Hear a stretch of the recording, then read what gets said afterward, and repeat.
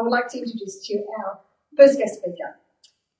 It's my great pleasure to introduce Brett Price. Brett is a chartered accountant and a principal of Price Williams White Accounting and Business Advisors. PWW, which is for short for Price Williams and White, is a boutique accounting firm located in Derby Street, Cooks Hill, servicing small to medium enterprises with the provision of quality financial accounting, taxation, business and commercial advice. And he does have a specialty in the medical industry. So if you have clients who are looking for an accountant that would like some great expertise in that area, then Brett's the man. Brett helps his clients understand the financial aspects of their business and financial affairs in a personal, proactive and dynamic environment. I've actually had first hand of that because a few of my clients have gone over to Brett and it's amazing what he does. Not with nothing in his hands, just his brain and a calculator. You know? He's just, and he's got I'll do that because that's what it looks like. He's got all this stuff there. I'm like, how do you know all this information? Honestly, it's falls out of his head, all taxation, you know, I just love it. So I, and I actually love it because it keeps me on a plan. You know, 3 pages of stuff I have to do for the client as well, which is fantastic. Brett is a great sponsor of United Bookkeepers and a great friend to United Bookkeepers. And it's always a joy to have him speak for us. His knowledge, as I said, in taxation matters is astounding, but he's just such a great guy that we love having him in that kind of community. So please welcome Brett Price. Tax planning. Yeah, as nerdy as it sounds, I am passionate about tax. I love tax. Yay! Get excited! I actually feel like, no, I just no, I do. Tax, I know it's tax, I do, I love tax. I'm passionate about tax, and I like anyone, I think anyone that you can speak to, as long as they're passionate about what they do, I think, that's a good thing. And I'm passionate about tax, I'm passionate about business, I'm passionate about clients. So, yeah, tonight's all about tax planning. You may not find it as riveting as I do, but what is tax planning? Tax planning is something that all business owners should do. I refer to this as SMEs, just small and medium enterprises. And there is an actual definition. It's a process of organising the affairs of a business so that, as far as legally and commercially possible, we minimise their tax liability. And I'm not talking dodgy things here. I don't minimise tax on a client's tax. There is a chapter in my Bible called tax planning. So, it does exist and it's not dodgy. There is a chapter called tax avoidance as well. So, tax planning isn't tax avoidance or tax evasion. What we're trying to do is determine what our client's tax is and trying to minimise that, again, to the law, to the letter of the law, as legally as much as we can. And you'll probably think, well, how does it apply to me? How does it affect you as a bookkeeper? And what I see is that you guys you're at the coalface of the client's affairs. You're there on a day-to-day basis. You probably see the client's financial results before the accountant sees them. You've got the MIB file, the QuickBooks and credit files in front of you. At any time, you can run off a profit and loss statement, a balance sheet, a GST report, a payroll report. So you have that data right in front of you. You see that before we actually get to it. And that forms the basis for tax planning, which I'll go into in a bit more detail soon. Having access to that data, you do have the opportunity to identify some things with the client. So I'll drill down on that a little further. You may not actually do the planning. That's more for the accountant. But there's certain things you can identify and bring to the accountant's attention to help your client, our client, and the accountant. Tax planning can be done at any time throughout the year. Generally, I try and do it aligned to the end of each quarter. It's the end of September quarter, end of December quarter, end of March quarter. So we're 3 months worth of trade. End of March quarter is the critical one. You've got the 9 months results, and then you've got to right through the last 3 months of the financial year. So there's 2 aspects to tax planning. The first is pre-end of financial year, prior to 30 June, and then after 30 June. And there's two distinct areas of tax planning. I'll just go through pre-end of financial year.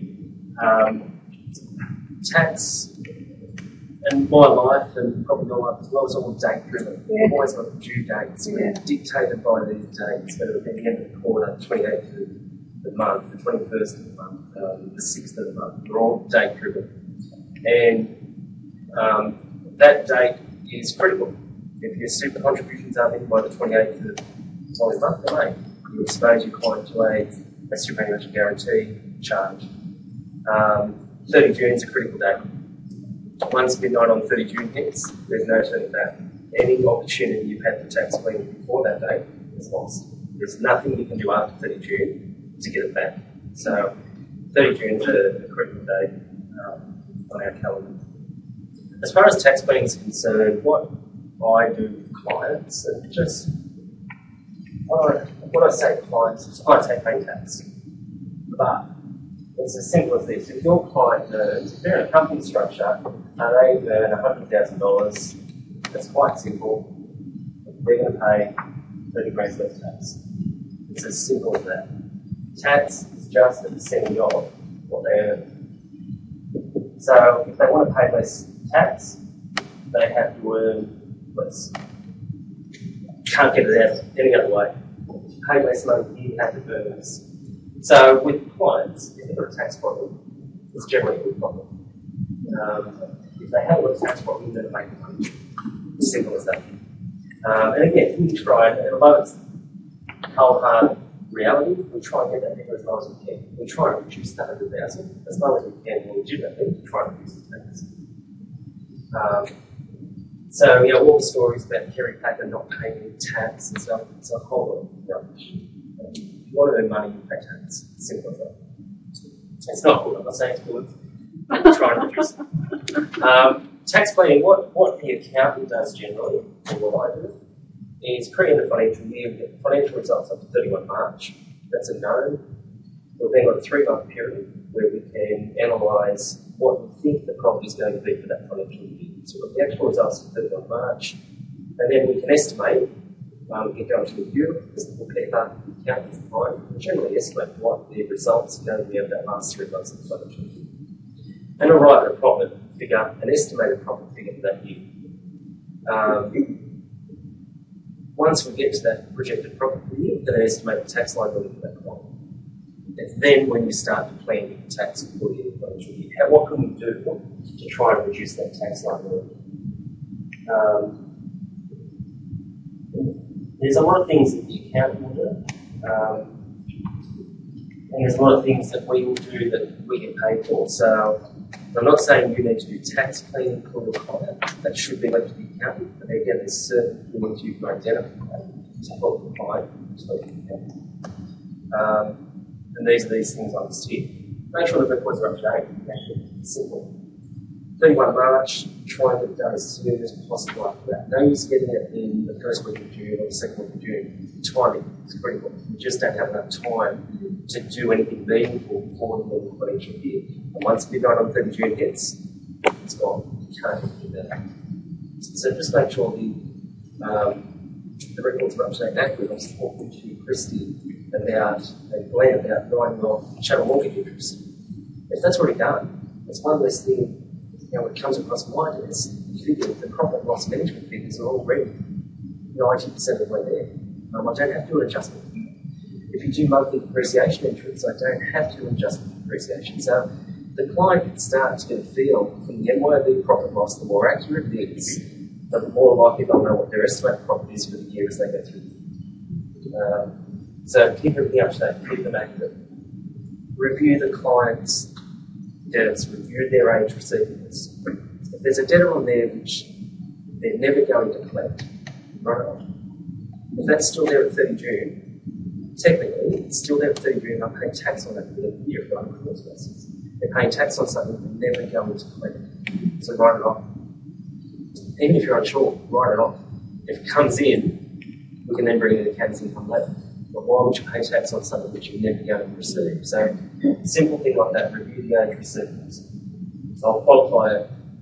You have to take all reasonable steps, not this is right, you have to take all reasonable steps to try and recover that debt. You just can't write something on that it's 14 days overdue. It needs to be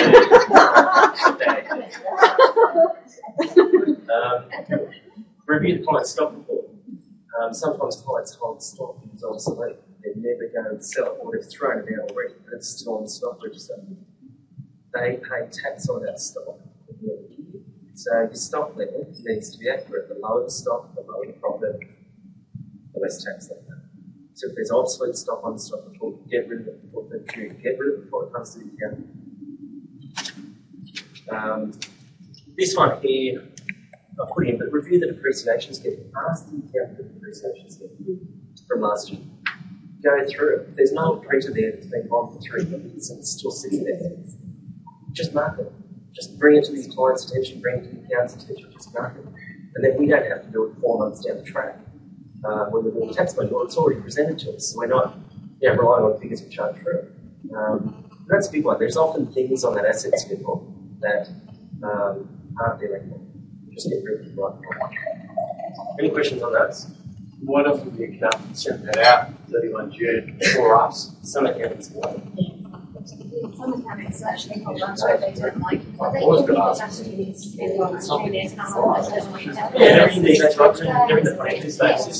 They're in the they're in master status. Not all accountants Please don't are give it financial status. Look, that's what just ask. Just ask. I'm more than happy. More than happy for the person. They're out there anyway. Just ask. We can always do it. I'm just saying it's something that you do with your client, and the client's then thinking, this is great. This is great. The accountants have done this good thing, but we're saving tax here. You don't have to do the calculations. You don't have to worry about the profit or loss on sale or what it saves in the tax. You're just identifying these things.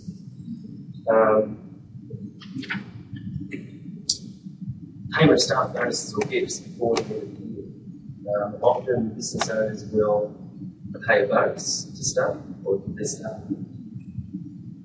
Don't do it on the 2nd of July. If you make a deduction, you've got to wait another 12 months to get that deduction. Do it on 30 June or pre-30 June. Often the directors or owners of the company are staff. They are employees. They're entitled to receive gifts or bonuses as well.